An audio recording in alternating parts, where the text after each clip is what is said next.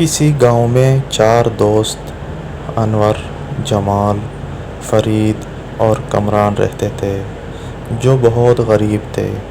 دن رات محنت کرتے مگر پھر بھی ان کی غربت دور نہ ہوتی تھی۔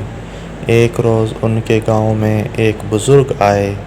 انہوں نے چاروں دوستوں کی حالت دیکھی تو انہیں ترقی کی دعا دی اور ان سے کہا، اپنی قسمت آزمانے گل پور نامی قصبے جاؤ، وہاں سے تمہیں اتنا کچھ مل جائے گا کہ تمہارے حالات بدل جائیں گے، مگر خبردار زیادہ لالچ نہ کرنا، بلکہ جو کچھ ملے اس پر صبر اور شکر کر کے گھر واپس آ جانا، کیونکہ لالچ بری بلا ہے۔ چاروں دوستوں نے بزرگ کی بات سنی اور سفر پر روانہ ہو گئے۔ سفر خاصا لمبا تھا۔ وہ آپس میں باتیں کرتے اور ایک دوسرے کو قصے کہانیاں سناتے چلتے رہے اور ایک ماہ میں گل پور پہنچ گئے جہاں تانبے کی کان تھی۔ وہاں ایک جگہ لکھا تھا، تانبے کے جتنے سکوں کی تمہیں ضرورت ہے لے لو اور چلتے جاؤ۔ انور نے اپنے دوستوں جمال، فرید اور کامران سے کہا، میں تو یہاں سے تانبے کے سکے لے کر واپس جا رہا ہوں۔ جمال، فرید اور کامران نے ہنستے ہوئے کہا، یہ تانبے کی کان والی جگہ ہے، آگے یقیناً چاندی آئے گی، تم صبر تو کرو۔ مگر انور نے کہا، میرے لیے یہی کافی ہے۔ یہ کہہ کر وہ تانبے کے ڈھیروں سکے لے کر پاس چلا گیا اور باقی تینوں دوست آگے بڑھ گئے۔ انہیں چاندی کی کان کی تلاش تھی۔ اب سفر مشکل ہو گیا تھا۔ کھانا بھی ختم ہو رہا تھا، ان کی ٹانگیں دکھنے لگی تھی۔ آخر کئی دنوں کے سفر کے بعد وہ چاندی کی کان والے علاقے میں پہنچ گئے۔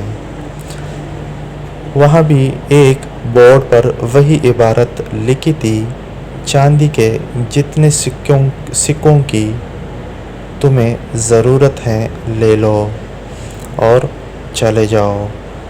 اب جمال نے اپنے دونوں ساتھیوں سے کہا، میں تھک چکا ہوں، یہاں سے چاندی کے سکے لے کر واپس جا رہا ہوں۔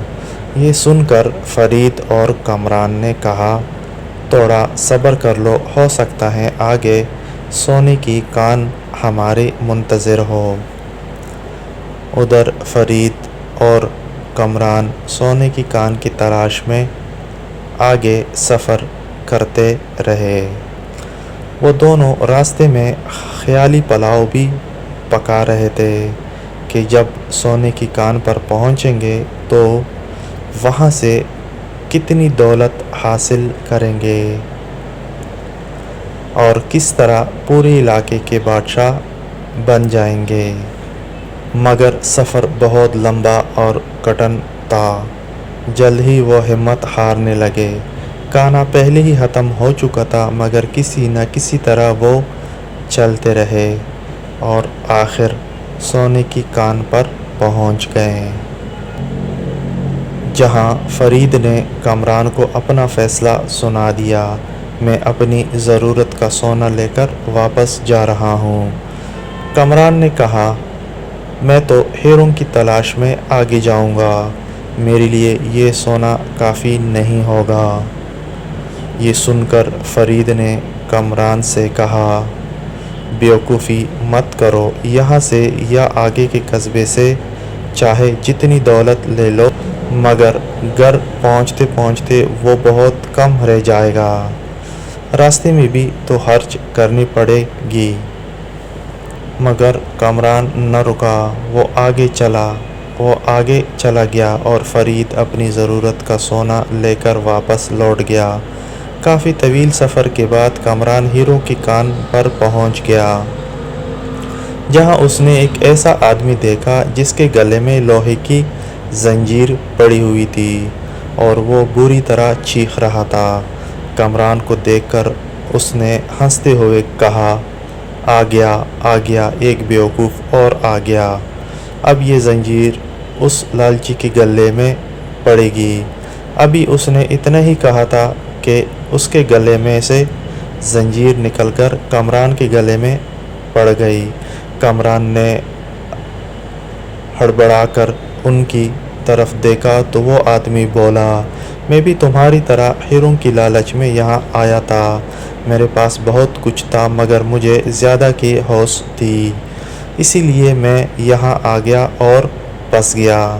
اب میں آزاد ہوں اور تم قیدی ہو۔ ہیروں کا کوئی اور لالچی آئے گا تو تمہیں نجات ملے گی۔